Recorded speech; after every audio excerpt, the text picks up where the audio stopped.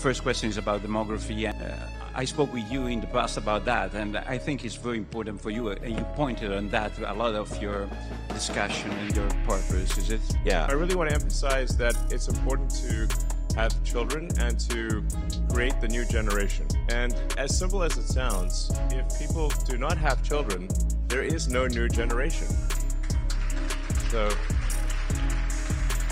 I'm very much in favor of humanity expanding and creating a bright and exciting future for the world.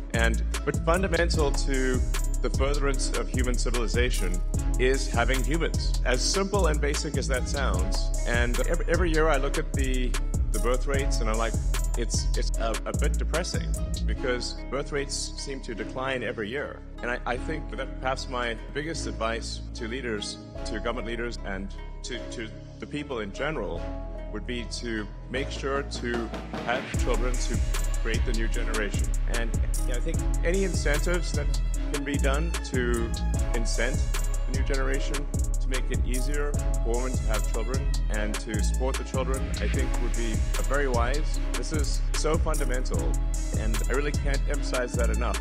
If you don't have a new generation, there is no new generation. Or with current birth rates, I think maybe the birth rate is maybe half of the replacement rate. And what that means is in 3 generations, the population will be roughly 1/10 of its current size. In 3 generations, maybe 4 generations, the population will be 1/10 of its current size. So I always want to emphasize this point because it is so basic and fundamental that if there's not at least a birth rate which is keeping population constant, then a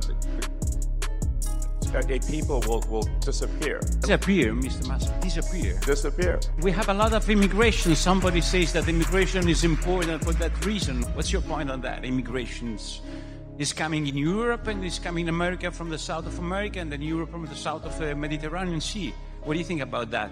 Well, I think one can't depend on other countries for immigration. And in fact, if you look at, say, the population worldwide, and this is almost everywhere in the world, and it seems to be a function of how once a country industrializes, once a country urbanizes, the population immediately starts to decline. So one could say, for example, like China could not possibly solve its population with immigration because if China is currently tracking to be maybe lose 40% of its population every generation, that would be 700 million, 800 million people, or roughly 700 million people. It's a lot, basically. You'd have to have the entire United States immigrate there twice every generation to simply maintain numbers, just for China. So immigration, there simply aren't enough numbers in immigration. And I think there is value to a culture.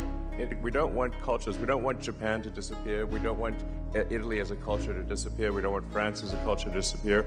I think we have to maintain the sort of reasonable cultural identity of the various countries. Well, they simply will not be those countries. Italy is the people of Italy.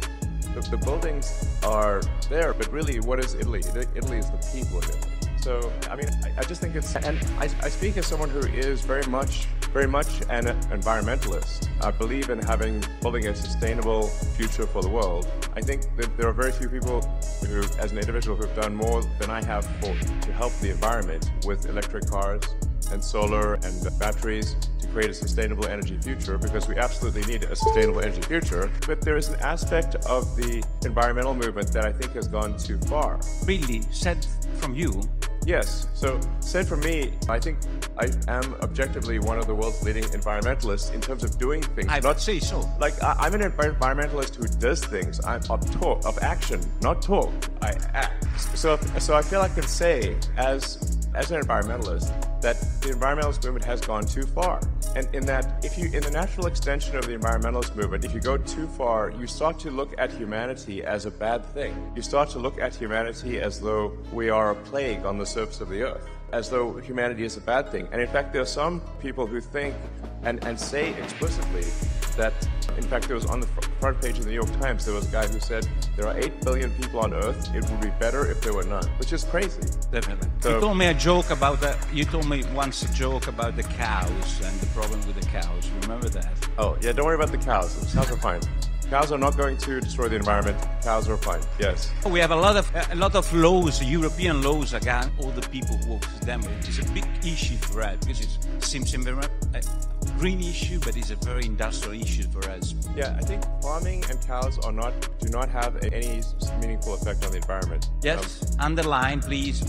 Yes, objectively, this is true. So if you say like there's really only one thing that matters from an environmental standpoint for carbon, which is that we are taking billions, eventually trillions of tons of carbon from very deep under the earth and transferring it to the atmosphere and oceans. That's actually really all that matters, is taking vast amounts of carbon from underground where it's buried and moving it into the atmosphere by burning it. And if you do that for long enough, eventually you will get to climate change. Now, I think the climate change alarm is somewhat overblown in the short term. It's still a concern in the long term, but I think it's exaggerated in the short term. Great. Now, I have to try to thread the needle here between what is pragmatic and what is sensible, what really matters and what doesn't matter. What really matters is that over the long term, over the course of the next several decades, that we gradually reduce how many millions and billions of tons of carbon that we move from underground and to the atmosphere, because we're running sort of a climate experiment that is dangerous. But I also don't think that I think of it as a fundamental civilizational risk. It's not going to destroy life on Earth. It's not going to destroy humanity, but it will create hardship if you change the climate over many decades. So I think my message is I think much more pragmatic and I think correct and sensible. And I don't think we should demonize oil and gas. I think we should say, look, that is obviously necessary in the short term and the medium term too, and it'll take several decades to become sustainable. So I think if we just, without getting too worried about it, seek to have a sustainable energy future gradually, then that's what will happen. And so I think that some of the environmentalist movement is part of what is causing people to lose hope in the future. So I guess what I'm trying to say is that we should have hope in the future. We should be excited about the future, and we should build the future we want. What about, you call it the woke mind? Yes, it's the name you gave to that. Woke mind virus. Illness, the woke mind illness. What's that virus? Yeah, so it's coming to Europe. I have to advise you, huh? Yes. Well, this is not something you should import from America. Please don't import the woke mind virus. It's bad. So essentially, to summarize maybe the woke mind virus, it consists of creating very divisive identity politics. So it actually amplifies mind virus, in my view, amplifies racism, amplifies, frankly, sexism, and all the isms. And while claiming to do the opposite, it actually divides people and makes them sort of hate each other, and it makes people hate themselves. And it's also anti-meritocratic. It's not merit-based. So you want to have people succeed based on how hard they work and the talents, not who they are, whether they're man, woman, what race or gender, that stuff is all it's an artificial mental civil war that is created. And it's not, and let me tell you, it's no fun, okay? It is like woke mind virus and fun are incompatible. There's no fun in that. No joy. Woke mind virus is all about condemning people instead of celebrating people. Like when in the woke, it just doesn't celebrate. It's all about condemning and being divisive and being just, I think it's just evil, frankly. Really. Yeah, it's bad. So bad.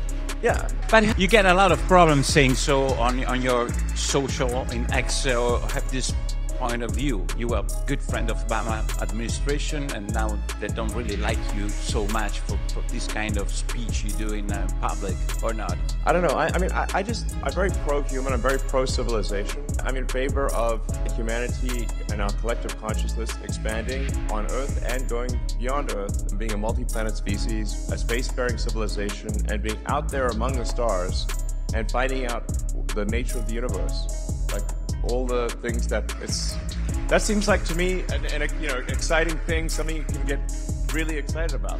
Is you can get excited, like we want to have ideas that make you look forward to waking up in the morning, look forward to the day, look forward to the future. And so you have to say, what excites you about the future? What moves your heart about the future? What makes you say, like, yes, I'm glad about what will happen in the future? That's what we must focus on. And that's why we have to have a new generation. We've got to build and we've got to grow. And like I said, we understand the nature of this beautiful universe that we find ourselves in and the meaning of life, or even what questions to ask about the meaning of life. Let us explore this wondrous creation and have a good time doing it. That's my philosophy. Let me go back for a little, because I want to ask you about your perception of Europe as a building, not as people. Because Europe wants a lot of integration of cultures, different cultures, and has different approach to immigration. We heard Meloni did a lot on that with the Premier Rama in the first line of Albania. What do you think about this approach of Europe approach as building, I would say, as an established building? Well, I should say, like, to be clear, on immigration overall, I'm very much in favor of legal immigration. I think that generally, one should welcome to a country anyone who is willing to work hard and is honest, has high integrity, and will add to any given country. If somebody is an asset to the country, why not have them join? That's obviously a great thing to do. So I think it's good actually to have an increase in legal immigration and a simple... Legal with paper, with yeah, just some approval process, but with a simple requirement that, look, if somebody is going to add to a country, like just really hardworking and high integrity, let them in. I think that's great. But if it's illegal immigration and there's no filter, well, how do you know who's coming in? You don't know. So you have to have some basis for saying somebody should come in or not come in. And my argument is, like, it should be a very simple basis. Will they add to the country? Will they be a productive part of the economy? And do they admire the culture? Do they want to join because of the culture? Then that's great. But if there's no process for that, then you don't know. I think at least some number of the people that come in will not be necessarily, and I want to be careful because my words will be misconstrued. I'm not saying all illegal immigrants are, I think probably, perhaps most of them are good. But there will be some, if there's no process for reviewing, not at all, then how can you say that everyone who is an illegal immigrant is going to be honest and hardworking? You can't say that because you simply don't know. So I want to be clear, top line, pro-immigration, but let's increase legal immigration, but we should stop illegal immigration. I think this is just logical. You have a lot of company. So that's right. You can drink because I want to do the list of the companies. Yeah. You have 5-7 minutes to do that. I mean, I'm joking with SpaceX, X, Neuralink. So many X's. All the X's. Guess what my favorite letter is? It's a good place to invest. Italy. It's a good place to invest some of, I mean, not your money, but some investment from your company, of the American companies, of the, I would say, competitive companies in this place. What's your opinion? No, I mean, I think Italy is an incredible country, incredible culture. I love visiting. I love the Italian people. I think you guys are amazing. Like, so I personally, I want the prosperity of Italy, and I want the prosperity of every country. I want the prosperity of humanity as a whole. And like I said, I want us to have an exciting future where we're fired up about what's going to happen and really excited. So, and I think Italy is a great place to invest. It's a great country. But I do want to emphasize that I do worry about the low birth rate. And if a company is to invest in Italy, they're like, well, you have to say, like, will there be enough people to work there? It's a simple question. If the workforce is declining, then who will work at the company? It's simple. If there's no people, there's no people to work. Yeah, but I mean, in 50 years, 60... No, but I think it's even sooner than that, though.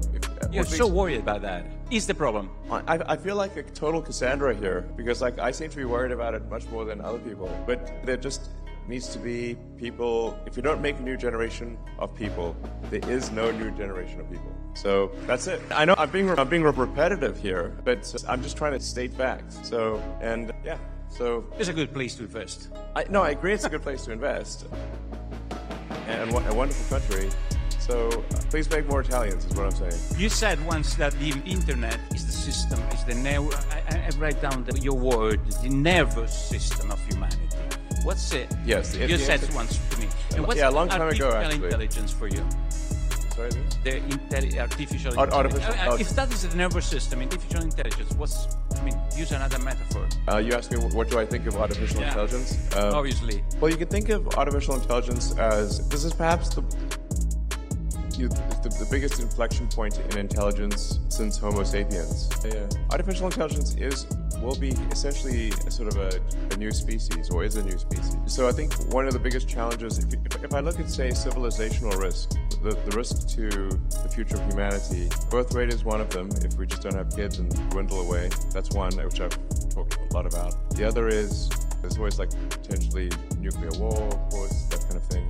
Then AI is also an existential risk, and I think we need to be careful with the advent of AI, but it's very much a double-edged sword. You can think of AI as kind of like the magic genie, that like digital superintelligence will be capable of doing anything. Pretty much anything. But he doesn't have any consciousness. I'm wondering about that. I mean, there is a whole question of like, what is consciousness? In fact, so here's like, I would say, I've thought a lot about what is consciousness and where does consciousness arise. To say, like, because I think in terms of physics, and at least if physics is true, then we go from a start of the universe where things are almost entirely hydrogen, and then if you leave the hydrogen out long enough, eventually it coalesces into stars, and then those stars explode, and then they recondense. And so like most of the mass in your body was once at the center of a star, which is kind of wild, billions of years ago. And so where along the lines of hydrogen to human does consciousness arise? You get very serious when you speak about that, huh? Yeah, no, it's a real question. If you leave hydrogen out in the sun long enough, it starts talking to itself. Here we are, hydrogen talking to itself. How to deal with that? So, if it is so important, how to deal? I mean, laws, personal behavior, how to deal with that artificial intelligence? It's a process, I mean... I think we need to keep a close eye on artificial intelligence. I mean, I'm in favor of some regulatory insight, just so that someone can at least be a referee. Like, if you think of any game, like there's always a referee for a game. For industries that affect the good of the people, there are regulatory agencies that oversee those industries. Anything that's dangerous is overseen by some kind of referee or regulator. I think we should have the same thing for AI, just to help ensure that it is beneficial. The good part of AI is that we are headed for a future of abundance. So AI and robotics will mean that there are no shortage of goods and services. There will be goods and services. If you can think of it, you can have it, basically. So this is quite profound. Like I said, it's the magic genie. AI and robotics will get you anything you want. Now, usually in these sort of fairy tales about magic genies, it doesn't turn out so well. You have to be careful what you wish for, even if what you wish for are wishes. So it's just something we should be cautious about. Okay. On the plus side, it will bring many benefits. Like I said, it will usher in an age of abundance. So the positive scenario of AI is that there's an age of abundance and there's no shortage of goods and services, that any scarcity that exists will be only because we define it to be scarce. So, and it does seem to be somewhat of an inevitable thing, AI. So there's that, supposedly that Chinese saying about, may you live in interesting times. Well, I think we currently live in the most interesting of times in all of history right now. So anyway, so my recommendation on AI is I think we want some kind of regulatory oversight just to make sure that it's beneficial AI. Great. We hope so. And what about the governments? Like, I mean, they are elected by people, like Meloni and this government and the other government. They have any risks? Or what do you think about this challenge for the executive of the nations about all these new process? So I'm not sure I understand the question. What's the risk for the government of this intelligence? Are there any risks? I mean, the democracy is finished. Well, I think there's certainly risk of artificial intelligence affecting voting opinion, I suppose, and manipulating public opinion. So I think there's some risk of, AI manipulating the public. I think there's some risk of that. So, yeah. Okay. But I think, like I said, 80% probable that AI is beneficial, 20%, something like that. I'm always worried because we have a new government, it's 2 years, this government, almost 2 years. And we have a Europe, for us, is our artificial intelligence. It seems like artificial intelligence, but it's not very intelligent, sometimes Europe. And so I'm wondering, what do you think about the government and about Europe? For us, it's so important, the relation. I understand artificial intelligence and the future, but in the present, we have laws, constraints that comes from Europe. What do you think about that, if you have any opinion on that? And what do you think about Italian government, which she's trying to have a position. I would say a position, Meloni. I don't know if there's more than a position. You want me to be more tough than a position? It's okay. What do you think? It's good to have a position in Europe, to be, I would say, different from main course of European politics. Do you mean like country decisions versus EU decisions, or decision about green, about the politics, immigration? There's a separate question of I think regulations in Europe. There are too many regulations. In general, I'm not speaking about the specific case of AI. I think one could look at this as overall a fundamental function of a stable civilization. The longer that any given civilization is stable and does not have a big war, the more rules and regulations will accumulate over time. So rules, regulations, laws, they are immortal. They never die. But people die. So if every year more and more rules, regulations, and laws are added, you will eventually make everything illegal. And you can think of it Gulliver's Travels, where Gulliver, the nation is Gulliver, is being tied down by one little regulatory string at a time. And eventually you have millions of strings, and then the giant can't move. And so I think there needs to be something where we delete rules, regulations, and laws, because if all we do is add them, eventually we will be able to do nothing. Chef, shall I do some question about your companies? Because here there are all the young people, not only the young people from an important Italian party, and most of them use the social network, they use X. And I saw in the past days that the CEO of Disney said, I don't want to invest any advertising on X. And he's investing, for example, in the Meta, in the Instagram, and he said there are problems of, I don't know which kind of problem they find on X. But I want you child exploitation on Instagram. What's going on? Why an important investor like Disney says something so tough on X? What's going on there? Well, first of all, I think X will be fine, and we are actually already seeing advertisers return to X. So I guess they were, upset with something I said or something, I don't know. But the advertisers, I think, the brand advertisers are they're always worried about their brand, and maybe a bit more than they should be. But I think it's a short-term issue. Like I said, the advertisers, they sometimes get upset, but then they usually calm down and they return to advertising. So come on, you know that there is the woke virus over there. Well, yes, that's a problem. I don't want to answer for you. Yeah, no, you're right. If we're going to fight the woke mind virus, then the woke mind virus will fight back. And unfortunately, Disney is deeply infected with the woke mind virus. In fact, if you ask an AI what is the most woke company on earth, it's Disney. And you have to say, I think they should be asking themselves, what would Walt Disney think of Disney today? I think he's turning in his grave. I think he's not happy. Sure. If the namesake of the company is not happy, that's probably a bad sign. Because Walt Disney, what did he care about? He cared about bringing joy to people's lives. He making wonderful things that children and families could enjoy. And he created some of the coolest art in the world, and stuff that even 100 years after it's created, we still remember it, and it's still a major thing. But you have to say, how great was Walt Disney? It was amazing. But now, Disney, at least for now, is deeply infected with the woke mind virus. I think that will change over time. I hope so. Yeah, right. The European Commission, they're not investing on X. You know that.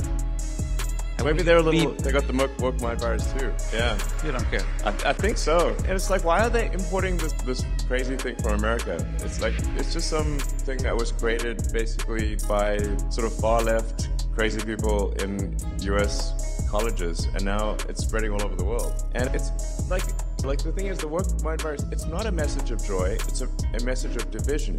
Sure. It's not a message of love, it's a message of hate. And I was like, and so I'm like, let's, I don't know, I'm in favor of to have a future that's got more love, more more, and let us build a fun, exciting future. And the woke mind virus is all about condemning one group and condemning this, condemning that. It's and it's also just being it just wants to scold you all the time and treat you like I don't know, who wants to be scolded? It's not fun. So anyway, I think we want to have so I guess at its heart, my concern is that the woke mind virus is anti-civilizational.